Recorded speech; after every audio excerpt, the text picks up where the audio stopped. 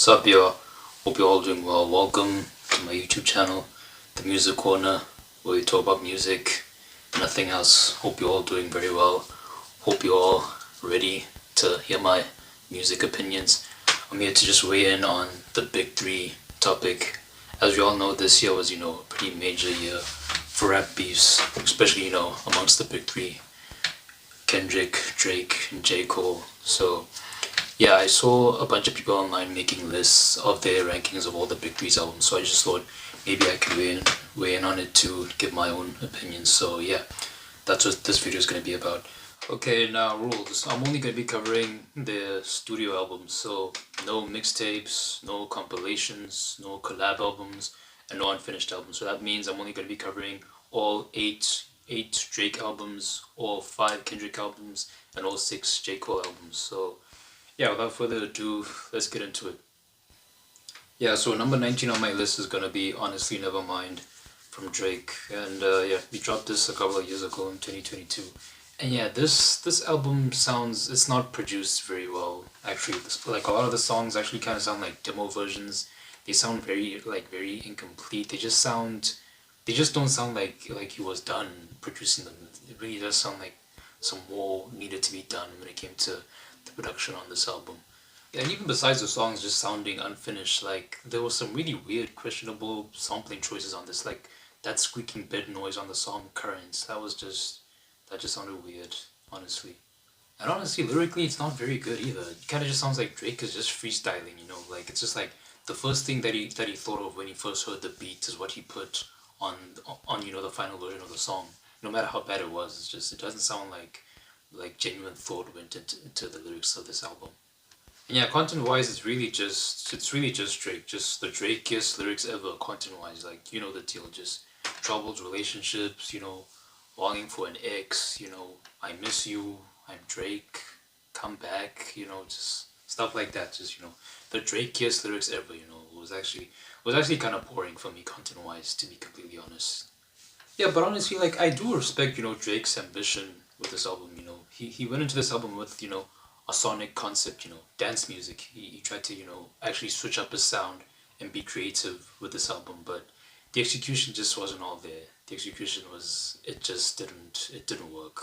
So like yeah, it's cool that Drake legitimately did try to switch up his sound, but honestly, it really did need more work before being put out. And it really doesn't help that it's overshadowed by Beyonce's Renaissance, which just came out just like a month after this one to much, much better results. Like that album is great, so it really doesn't help, just how much Drake's Honestly Nevermind is overshadowed by Beyonce's Renaissance. Like, she just came out and was like, okay, this is how you do a dance album.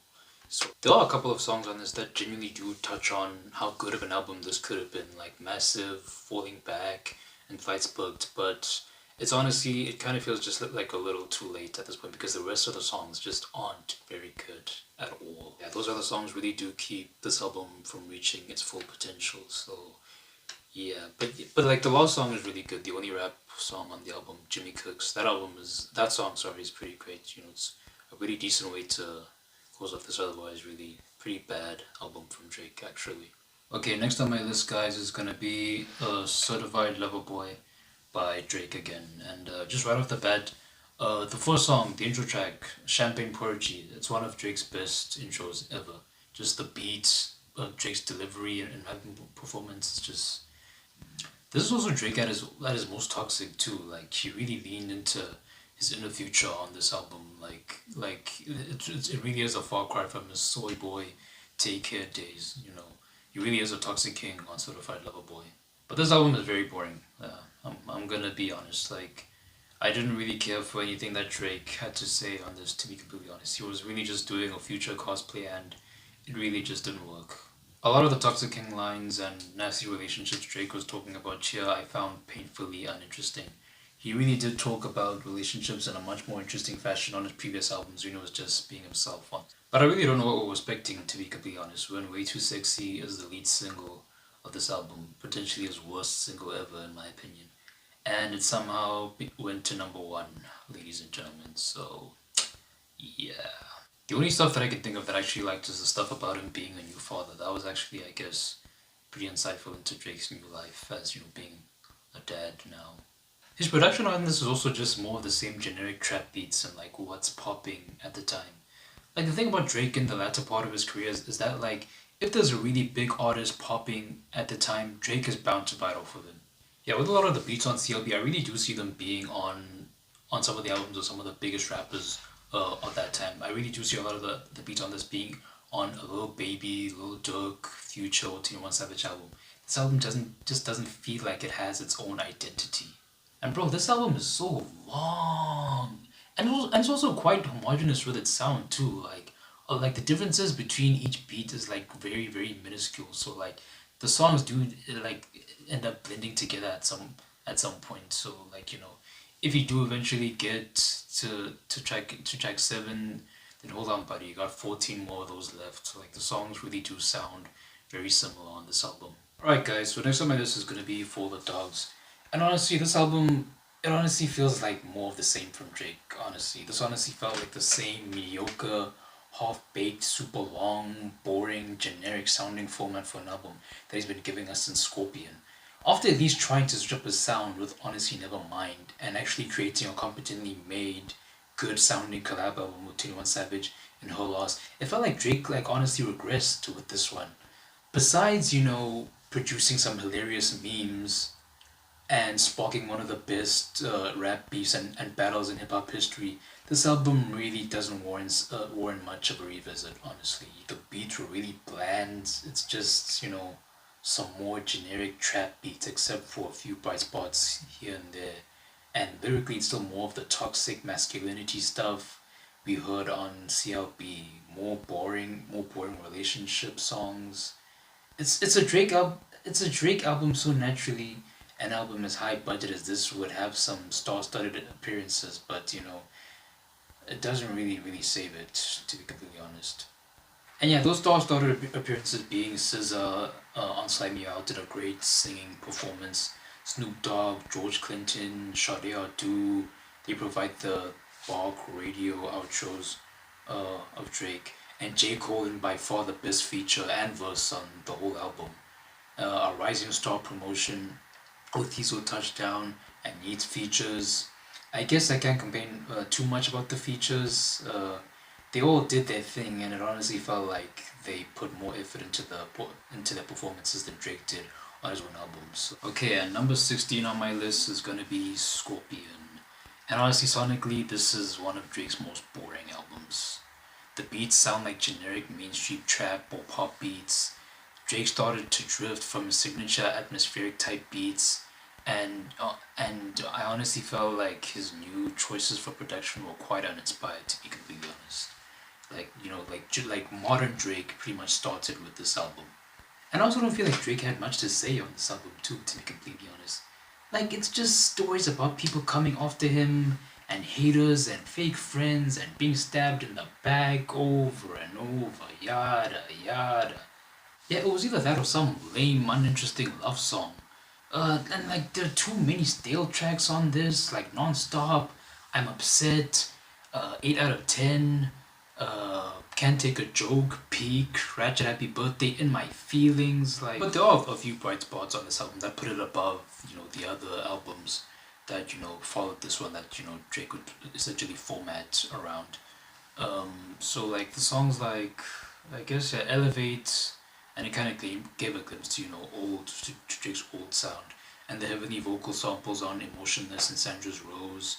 And I know the song got overplayed a lot, but God's Plan is a great beat. God's Plan's beat is pretty great, and Talk Up is also a decent trap banger too. Nice Fraud is probably the best track on the album. Nice Fraud is a great song with that fantastic Lauryn Hill sampled beat and one of Drake's best rapping performances on the album too. And yeah, despite that horrible hiding my kid line, Emotionless is a decent song too. Oh yeah, guys, and can't forget this is a double album, so after the underwhelming first disc, you still have disc 2 to go through, which is even more boring. This double album was also just a mix of genres to varying results, to be completely honest. Where the first disc is more hip hop focused, disc 2 is more R&B and poppy, more pop than Drake's ever put on any of his albums actually. He uses 80s synth on Summer Games, R&B on Faded and Finesse, pop on Blue Tint and In My Feelings, and even a fusion of trap and R&B on Final Fantasy. The features are quite few on this album, but although he does get a couple of major flexes like Jay-Z and Michael Jackson on this, although Michael Jackson's vocals sound so weird on this to me. Michael Jackson sounds so weird on this album, dude. It kind of sounds like AI or something. But this album came out in 2018, so it predates AI. So I genuinely have no idea why MJ's vocals sound so strange, to be honest. Alright guys, so next I have the first album on this list that isn't from Drake, which is Cold World, The Sideline Story by J. Cole, of course. But yeah, Cole's rapping isn't as good as it would get later in his career on his first album, to be completely honest. It's kind of filled with bad punchline choices like, I make you think you the shit, but you can't outfought me. Yeah, anyway, he still has pretty decent content choices, such as on Lights Please and Sideline Story, Breakdown, and on Last Ones, a story about a couple of young people thinking of ways to deal with an unplanned pregnancy. The lyrical content on this album isn't bad at all, really. It's actually a strong suit, might be the best thing about the album. However, one of the worst things about this album is definitely the beats. Yeah, his beats are also like a bit lacking too, like on top of like his lacking rapping performances and the weak punchlines. He sticks to pretty generic beats that don't really stand out. Some of which are pretty bad in my opinion actually, like Mr. Nice Watch. He also loves his piano beats, really. Especially in the first half of this album, it's filled with them. Another problem with this album is that it suffers from the issue of the good songs only being the singles, you know. It's almost like J. Cole just tricked you into purchasing and listening to this album off the strength of the singles. The other songs on the album aren't as catchy, fun, or produced as well. It's just like the singles is what sells this album. The rest of the songs are really, really good. So yeah, at this point in 2011, amongst the big three, I'd say Cole had the worst ear for music overall of the big three, and was the least skilled at making music and full bodies of work at this point. Cole was the second best rapper of the big three at this point, and had the second best lyrical content and the worst beat selection. That's, you know, how I'd rank the big three at this point. And Drake was the best hitman overall, and had the second best ear for beats back in 2011. But you know, obviously over time these things will change. Yeah, next on my list I have J. Cole again with K.O.D. And honestly, this is one of Cole's most boring albums, really. The intro has such a great beat, and it's one of the few bright spots on the album production-wise. But right after we go to K.O.D., the title track, and it has such a horrible, lame beat. I genuinely don't know why he picked that beat at all, actually. His flow in a lot of the songs is really obnoxious and boring too. Yeah, his flow is really weird and obnoxious, like the flow in the title track versus the flow in Photograph. That what the hell was that? Also his flow in the cutoff, like that and it's such a shame because this song has such a great instrumental too. Like honestly, it really felt like this song went to waste, dude, because that piano beat is gorgeous. But yeah, that's like the major issue with this album. Like, because honestly, J. Cole catches a great musical idea on this and then just ruins it by mixing it with bad musical ideas. He creates this weird hybrid of a song with a really strong element and then a really horrible element, and then you're left not knowing whether or not you vibe with the song or hate it. Like, just going back to the cutoff, like with the cutoff, I like the verses, then honestly, I just cringe when the chorus comes. I cringe when the chorus arrives. It's really, really bad. Like, this album just, it pulls me in, you know, opposite directions, you know. Like, I like one thing about this, then I hate another thing about it. It's just like, you know, my thoughts on this aren't just, you know, like one or the other. It's just, I'm very, very split on this album. The first song that I can say I consistently enjoy throughout on this album is ATM. And even so, it's not that much of an enjoyment because the chorus can get annoying too. But it's just way better than what we were getting before. And Motivate also has a pretty atrocious repetitive chorus and a basic beat too. So like, I hope like my thoughts on this album are coming through. Like the songs, it's like one thing is great about them, then one thing is horrible about them. So it's like, you know, yeah, I don't know whether I like this or not, you know. But yeah, Kevin's Heart saves the album though. It's the best song on the album for sure. 1985 was also a pretty great track. I can't lie. He handled this beef with Lil Pump perfectly. I don't even think the drug abuse theme of this album was fully realized too. The Kill Edward persona was also lame as hell. Cole didn't develop this persona very well either. But yeah, I don't know, guys. This was a pretty big misstep for Cole, in my opinion. It's like every idea he had just wasn't able to reach its full potential. It just leads to a painfully mediocre album at best. But yeah, next on my list is gonna be Views. Yeah, Drake has returned, guys. I think this was the birth of Drake's modern era. To be honest, this was when the trend hopping he started to get known for started. He started to shift from the atmospheric R&B hip hop hybrid we knew him for and focus on chasing hits and whatever genre was popping at the time, like dancehall on Controller or pop and Afro beats on One Dance. But of all the albums he would do this with, this isn't the worst offender actually. Although he clearly did start to change, he didn't completely lose his identity. There were still plenty of cuts like on this like You With Me, and Western Road Flows that were reminiscent of Drake's Take Care days. Especially in the first half of the record, I don't think any of us would have batted an eye actually. We all probably would have thought this was same old Drake. But from the halfway point onwards, he definitely does start to sound like modern Drake. But yeah, it's almost like I was listening to a completely different album from another genre at that point. That's how massive of a sonic change the album goes through from like track 10 to track 11. And then it sounds like a Future album on the next track, like right after with that Future type trap beat. But I guess one could also argue this album has range too sonically. Sure, I guess. Is this Drake has never really ventured into these sonic territories before. And I know this change was a little jarring to a lot of fans too. It was still pretty obvious what Drake was doing by adding dancehall and Afrobeats to this album, though. Like that was pretty obvious. This album has quite a few cringe bars too, actually. Like, got so many chains they call me Channing Tatum on Pop Style, and then on I Get Green like Earth Day, on Western Road Flows, and finally, You Toying With It like Happy Meal, and that's on You With Me. Really, Drake? Really? She's toying with it like Happy Meal. Yeah, okay, okay, Drake. But this really isn't a bad album at all, to be honest. It just has more pitfalls than we were used to getting from Drake at this point. The title track is such a banger, and probably the best pure hip hop song on the album. I actually don't know why it doesn't get too much mentions. You get hints of Take Care, Drake, On Fire, and Desire, and I don't care what anyone says, Hotline Bling is still a great track. I know the music video has been memed to death and the song was overplayed everywhere in like the second half of 2015, but I still enjoy it. I also feel like Drake didn't really go into this with much ideas lyrically, not like with his previous albums. It kind of felt like he was all over the place, kind of like his first album, to be honest. Alright, guys, next up is Thank Me Later. And yeah, so production wise, Drake seems to stick to spacey, ethereal type beats, besides a few tracks like Over on this album. Lyrically, he also sticks to his relationship woes, besides a few songs where he's talking his shit. I also think his R&B songs had a way to go too on this album. The hip hop songs on this album are way better than the R&B songs.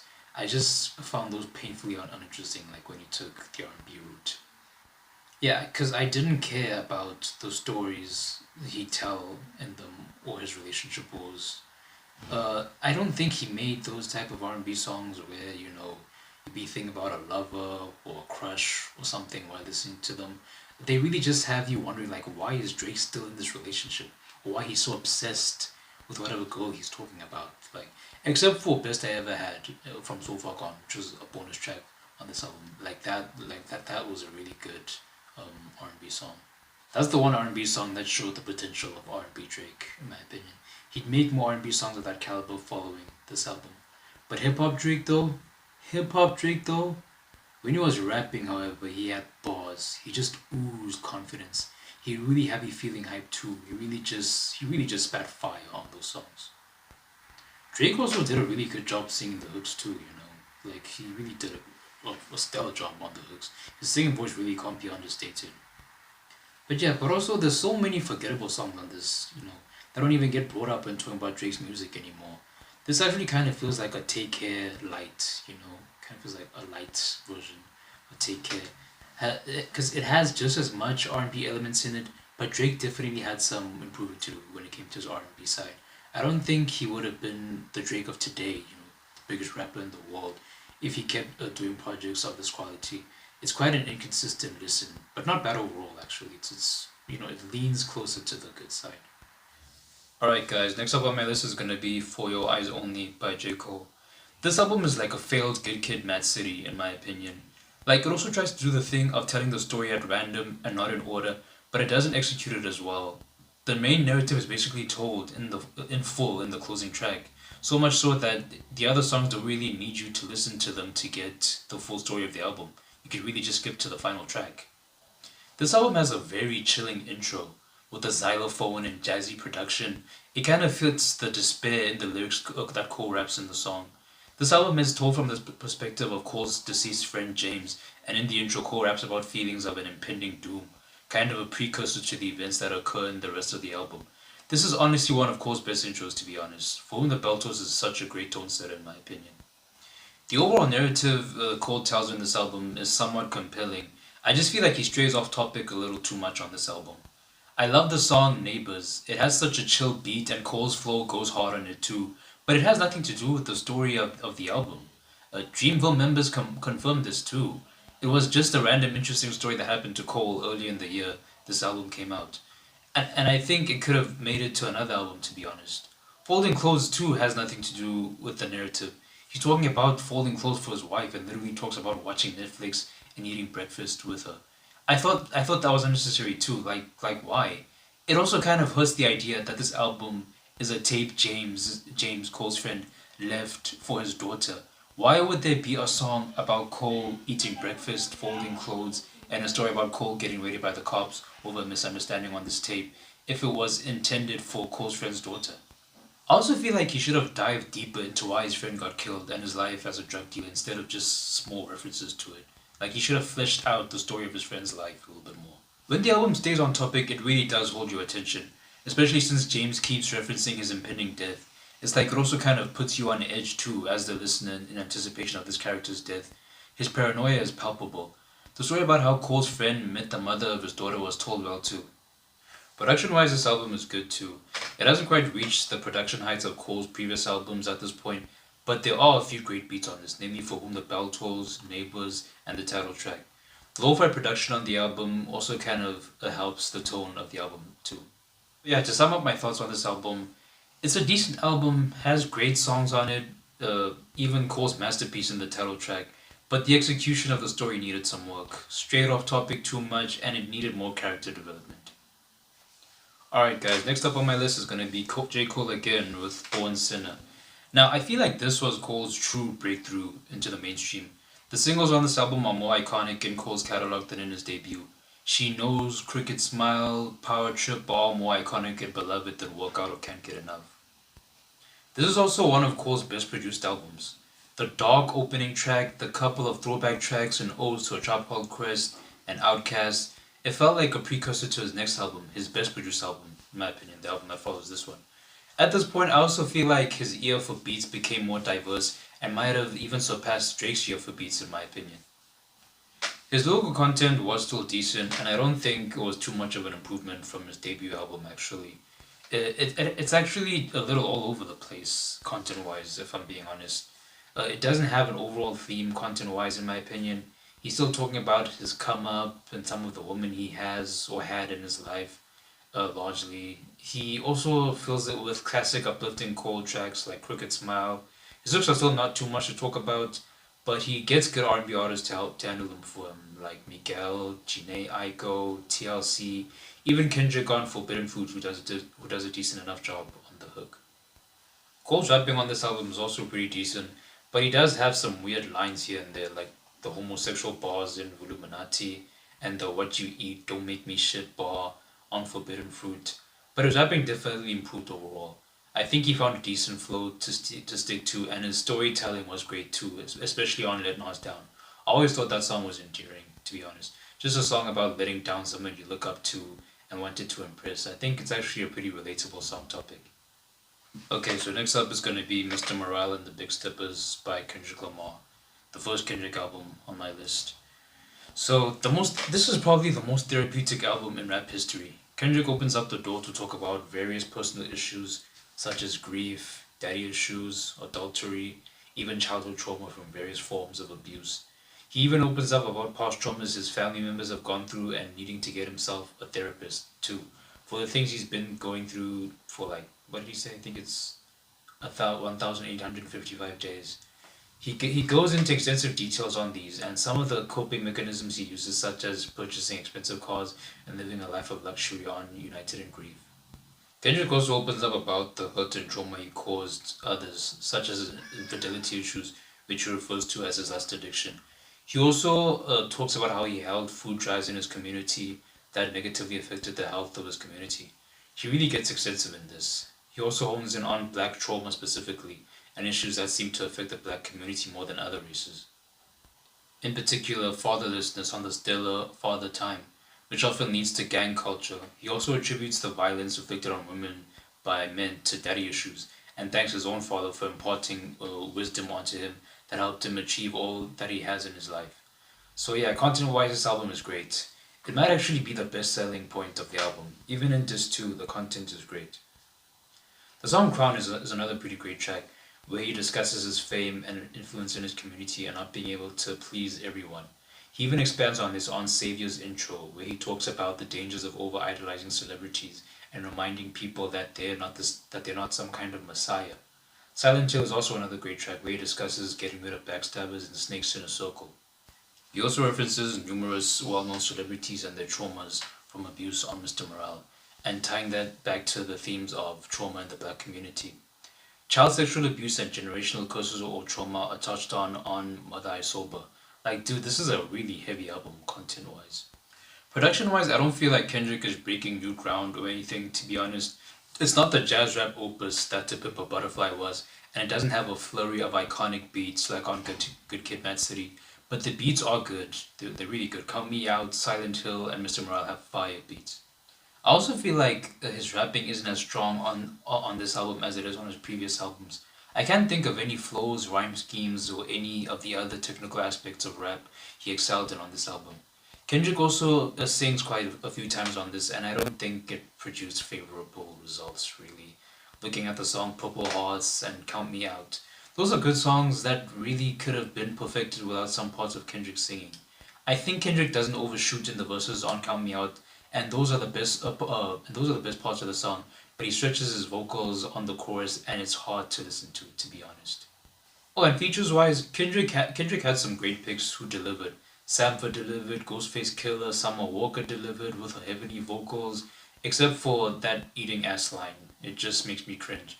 Kodak Black absolutely bodied Kendrick on Silent Hill. It's one of the best rapping performances on the entire album in my opinion. So yeah, good content. I just feel like it could have been packaged with better production and rapping performances overall, especially for Kendrick standards. Alright, so the next album on my list is going to be Damn by Kendrick Lamar, which is his most mainstream album to date, and by virtue of that fact, his most commercially successful album too. The production is filled with trap bangers and radio-friendly singles, but Kendrick doesn't sacrifice his lyricism and the food for thought he fills with his music. He touches on some of the negative reactions to his music by conservative news outlets and ponders some pretty deep themes on this, such as God and religion, and gets quite introspective on songs like Feel and Fear. Duckworth is also one of his best storytelling cuts too. This is also Kendrick's most cryptic and mysterious album too. He leaves a lot of lines up to interpretation. Lines including, is it wickedness, is it weakness, you decide, what happens on earth stays on earth, have fans still trying to decipher their meaning to this day. From the very intro in Blood, we're left wondering what the hell's going on, since Kendrick dies in the beginning. Some of these answers are obtained through paying attention to the lyrics on the album, listening to both the original and collector's edition, which is in reverse order, and finding out a completely different story is told in both versions.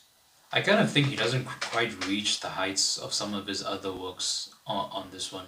This isn't a bad album at all, but honestly, with his other work, it's simply just more interesting narrative and content-wise, in my opinion. I like a lot of the deep introspection he does on this, though.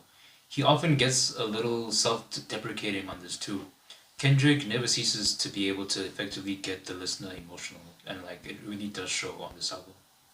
The production is handled by a few notable figures, and he ventures into territories he's never really tackled before, production-wise. He taps into James Blake, Steve Lacy, and even U2 as a feature for this album.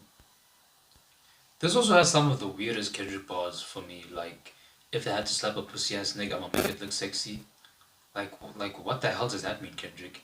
And I know vocal changes are kind of Kendrick's, thing, his brand, but some of the things he does on this album are straight up weird for me. Like on Lust's chorus, I just thought that sounds really bad. It ruined an otherwise good track for me. Also on Fear, like that high pitched "I'm high now" just didn't sound great for me either. Although Fear's another stellar track, I really like the song Fear, but just that part just throws me off. Also on the song God, that laughing to the bank, like that chorus is just cringe for me too. Like I hope my point's being made here. Like that happens often with the songs on Damn, for me to be honest. There's always a little something in Kendrick's lyrics or performance that turns me off. And I know this album is often considered another one of K-Dot's masterpieces by a lot of people, and they would probably have it a lot higher on their rankings. But I don't know, guys. It just doesn't hit for me as much as the other albums above it on this list. So yeah, Damn's a decent album, not as interesting as his previous three albums in my opinion, and it has one of his worst performances too in my opinion. Alright guys, so next on my list is gonna be The Off Season by J. Cole. Now, this album just straight up silenced the J. Cole naysayers and everyone that says lyrical rap is just boring and corny.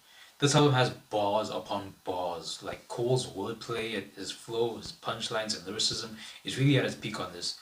He's rapping at the peak of his technical ability, or at least his peak so far. J. Cole's lyrics are also at his most confident and braggadocious on this album. Cole really showed he really can hang with the best braggadocious rappers like Hove or 50 Cent. You want smoke, don't choke, I'm a whole nicotine company is such a hard line. And those are a dime a dozen on this album. Cole really didn't come to play on this album. He really didn't come to play at all. It's honestly like J. Cole learned from the mistakes of his last album, arguably his most boring album ever, and made arguably his most fun album ever with this one. Even the production on this album goes so hard. Like it has songs that you can wild out to with the homies, songs that go hard in the whip, like 95 South, My Life, 100 Mil. But he doesn't sacrifice his deep storytelling songs like With the Stellar but Brief Cut Punching the Clock, where he details a story about watching someone get murdered in front of him and eventually getting his hands on guns and shooting them himself, also of paranoia of being apprehended by the police. Or on Let Go My Hand, a song about how he knows his son will be a man someday and that Cole wants to raise his son well and help him be confident. He also tells stories of how unconfident he was as a kid, but would act tough as a sort of bluff to get people to leave him alone. It's a really touching story of the thoughts of a new father and the lessons he wishes to impart on his kid. He also finally uses features on this album. But like the last time he did this was on an album he released close to a decade ago at this point. His last three albums were featureless, and the features all snapped too. 21 Savage snapped, Baz snapped, Black snapped, even Cameron hyping Cole up is fire too. He also snapped. This album also has one of Cole's best outro songs too, probably second best besides For Your Eyes Only, in the song Hunger on Hillside, a song about Cole stacking his millions, earning his wealth, and not losing who he is as a person. But yeah, The Off Season is a pretty great album. It's a really, really consistently good album too. Except maybe the song Pride is a Devil for me. That's the only song that I'd consider a skip. But every other song on this album is just great. Alright, so next up on my list is gonna be Take Care by Drake. Like, this is one of Drake's best produced albums, honestly. It has no 40 signature ethereal production, but also has some great stuff from other producers, like Just Blaze, who snapped on Lord Knows. The other songs on this, like Take Care, Over My Dead Body, Headlines, Underground Kings, Buried Alive Interlude, all have fire instrumentals. It really had one of the best atmospheres of any Drake album. This nocturnal, late drive type of feeling, or Drake and Drive, as Drake fans affectionately call it. Over My Dead Body is one of my favorite Drake intros as well, actually. It's still hungry, something to prove Drake, rapping like crazy, That drive in Drake really helped him produce some of his best songs ever, early on in his career. This is also his most R&B album, and this is where his R&B cuts actually got consistently good. Like Take Care, Marvin's Room, Hate Sleeping Alone, Cameras Slash Good Ones Go Interlude, as well as a few other tracks. I think having The Weeknd help write this album really helped. I think he does a better job at conveying his troubled romances here, like being a disgruntled ex on Marvin's Room. This album also has some of his most iconic rap songs ever too, like Headlines and the motto Nigga YOLO. Oh, and another thing, this might actually have his best ever feature list, like Rihanna, The Weeknd, Kendrick, Lil Wayne, Rick Ross, Andre 3000. Yeah, Take Care is arguably Drake's most iconic album. You could say this is his best, but I personally think another one of Drake's albums is his best. And that album being Nothing Was the Same. Drake's production doesn't vary much on this album. He sticks to that ethereal, floating, sitting on a cloud type beat. The production stays consistent with this vibe, but this time it's fitting actually. It fits the lyrical content and vibe of this album, depicted perfectly by the cover art of this album. Drake's head in the clouds with him thinking about his youth and his experiences growing up are pretty heavy themes on this album. He touches on his relationship with his mom and dad, his come up in the music industry, and of course, relationship goals. The production really does sound like the background music to one being deep in thought, feeling somewhat nostalgic. So many beats give off this feeling, in my opinion. Yeah, but yeah, there are numerous songs on this album that evoke this type of, ethereal, nostalgic, looking back on your childhood or life type of feeling.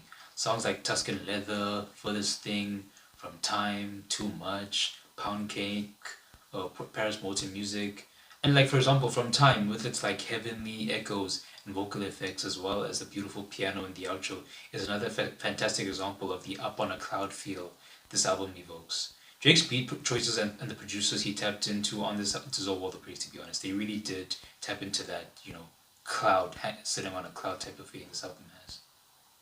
But even if you didn't want that introspective, type of stuff, he still fed the listeners that wanted bangers like "Was Started from the Bottom" and "Worst Behavior." He also fed women with "Hold On, We're Going Home" and "From Time." He really had range in terms of audience appeal with this album too. Jake's also rapping his ass off on this.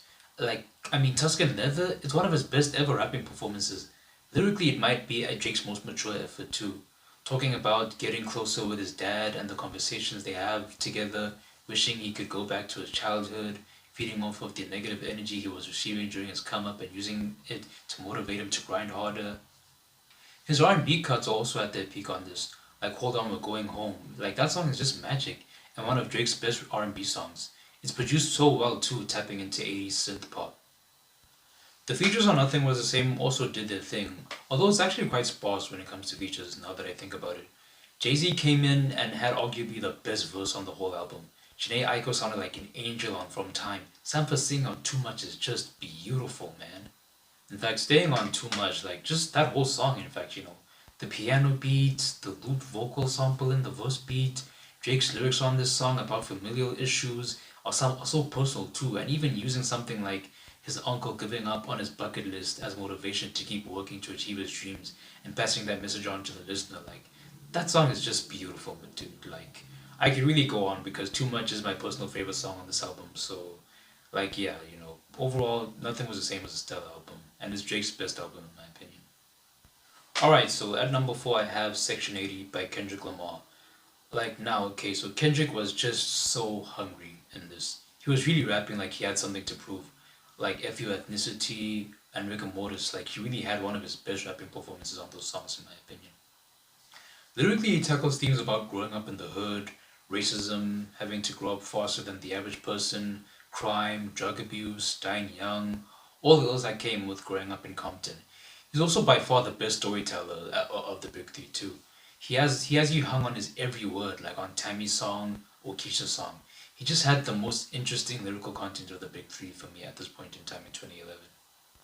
And you're also, in my opinion, at this point in all three of their careers, Kendrick had the best ear for beats, to be completely honest. It was varied from smooth piano beats to old-timey sounding jazz beats to spacey ethereal stuff, even weird electronic stuff like on the song Tammy's song. He also didn't have the luxury of using too many high-profile artists for his features with the star power of Jay-Z, Alicia Keys, Missy Elliott, or Lil Wayne for his debut album, unlike Cole and Kendrick's, since he was signed to an independent label and wasn't as big as his contemporaries too at this point in time. But he did the most with the features he had, like Absol, TLC, and others. But yeah, the one high-profile feature he had on here being RZA, he had a very small contribution to the album. Like he only just had like two words on the chorus of Ronald Reagan era. But yeah, Section 80 is a pretty stellar album. It's top 3 Kendrick for me. Alright, so number 3, top 3 time. Number 3 on my list is gonna be 2014 Forest Hills Drive by J. Cole. And right off the bat, this is Cole's best produced album. Like his most iconic beats and songs as a whole on this album. He even says it's his personal favorite album of his too. So many gorgeous instrumentals like the heavenly vocal sample infused January 28th and Red Dreams, or the Mobb Deep sampling Saint Tropez, the gorgeous piano on Love Yours, the iconic no role models like this just has J. Cole's best collection of beats on any of his albums. J. Cole also perfected his hook game on this album too. Like the song January 28th, one of my favorite ever J. Cole songs. Also no role models and Love Yours. Like this album has some of the most iconic hooks of the entire decade too. And all those songs that I just mentioned could also be considered as Cole's best song too. This album really has the best collection of songs that can be considered like J. Cole's best song. I'm willing to bet a top 10 J. Cole song list will probably have half of it filled with songs from Forest Hills Drive. I think this is Cole's most focused album lyrically too, with Cole making this album about his childhood and adolescence. He gets really personal and open here, even telling the story of how he lost his virginity on Red Dreams. I've always thought that song was overhated actually. I don't really get the critiques thrown at this song. I mean, the subject matter of the song is always naturally an awkward topic. I mean, losing your virginity is always usually an awkward experience. So I really don't know what critics of the song wanted from Cole here, really. Probably his deepest and most touching message is on the song Love Yours, a song about learning to appreciate what you have, because constantly comparing yourself to others can lead to unhappiness, because there will always be better. On the song All Through Adolescence, Cole paints a pretty good character portrait of how he was as a teen, impoverished, shy, and unconfident, how he grew up without his father too, how he was uncool and unpopular with the ladies. A pretty relatable story for a very significant part of the population. I think this also adds to what makes this Cole's most popular album. Many of the themes and his experience he talks about here is stuff millions of people have gone through as well, on top of the music being so damn good, of course. Alright, so number 2 on my list is gonna be To Pimp a Butterfly by Kendrick Lamar. And this is probably the most acclaimed album of the 2010s decade, to be honest, along with My Beautiful Dark Twisted Fantasy by Kanye West. This is also one of the most sonically ambitious albums of the decade too, actually, drawing from funk and jazz, a stark departure from the mainstream rap sound of the decade. We still don't really see too many rap albums attempting to replicate its sound in an attempt to achieve the same popularity and acclaim. I quite frankly think a lot of rappers might be too intimidated to try and risk being compared to this album actually. It also tells a complex narrative that's thought-provoking, emotional, and even a little relatable at times. A story about Kendrick navigating life with his newfound fame, self-deprecation, self-love, and acceptance, black plight, black pride, even themes of religion, avoiding vices and temptation from the devil or Lucy, as referenced throughout the record. This album is also quite lyrically dense. There's so much attention to detail, so much to discover and learn from this album, and more things to pick up from re-listens. I'll always notice something new from re-listens of this album that I missed on previous listens. This record also puts you through a variety of emotions throughout, starting with the up-tempo and vibrant Wesley's Theory and King Kunta, to somber cuts like You, and dark, chilling storytelling cuts like How Much a Dollar Cost. Even smooth central songs that definitely made it to a club set like These Walls, self-esteem boosters like Alright and I, the former of which became essentially the theme song to a nationwide movement in the US, hard boom bap bangers that go hard in the whip like The Black of the Berry, and one of the greatest album closers of all time like Regardless of Genre, with Mortal Man, that'll truly leave you stunned. To Pimp a Butterfly truly is a stellar album. It could be considered Kendrick's best album, but I personally think another one is Kendrick's best album. And that other one being Good Kid, Mad City by Kendrick Lamar, which tops my list of the big three rappers. This, in my opinion, is the best album of all these three rappers. And this album really is the pulp fiction of rap albums, with the story not being told in order. As for the presentation of this album, it really has some of the best presentation you'll ever hear in an album. From the ominous prayer that kicks off the album, to the other voicemails in the album that tie the narrative of the album together and lead into the next song. The story is presented in such an ingenious way, honestly, on Good Kid, Mad City. I love the production on this album too. And again, it's varied, going from smooth jazz to trap bangers. It has production that can appeal to various generations of rap fans, honestly. Some very iconic and well-produced beats on this album too, from Money Trees reversing its sample and birthing this chilled iconic rap classic to the Janet Jackson sample flip on Poetic Justice, to the beat switches in some cases improving an already stellar instrumental, like on, what's this, Mad City. I think this is better than To Pimp a Butterfly because I think the features are better on this album. Like, I'm taking J-Rock, Dr. Dre, MC8, and Drake over the features from Rhapsody and Snoop Dogg on To Pimp a Butterfly, personally. It also has a more relatable story to me in terms of peer pressure, finding religion and redemption, and trying to walk the narrow path. It also personally makes me more emotional. Nothing from To Pimp a Butterfly gets to me emotionally as much as Sing About Me I'm Dying of Thirst. This album really is lyrically stellar. Like, yeah, Kendrick's storytelling is really phenomenal on this album. Never mind the narrative he weaves through the whole album, but even just with the songs individually, Shireen, Out of Peer Pressure, Mad City, Sing About Me I'm Dying of Thirst, they were all so gripping storytelling wise. It really serves as a violent crime thriller, this album. It also helped catapult Kendrick to the mainstream. Singles like Bitch Don't Kill My Vibe and Swimming Pools had the commercial appeal that would help Kendrick be one of the biggest rappers in the game while not sacrificing his lyrical integrity content wise. Another thing that I'd like to add is I love how Kendrick flipped the usual image of West Coast rappers on this album. Like they generally portray themselves as violent gangsters who love this life of crime, but Kendrick tells a story of a person who lives in the same conditions but really doesn't want to live that gangster life. Essentially just a good kid in a mad city. But yeah, guys, those are my thoughts on the Big Three's albums. That's how I'd rank all of them from 19 to number 1. So you guys can let me know what you guys think. You guys can let me know if you guys want me to continue with this. If I just, if I suck and I should just stop or something. I don't know. Whatever. Just any feedback is appreciated. Like, comment, whatever. Just let's get the discourse going. I'll see you guys in the next one.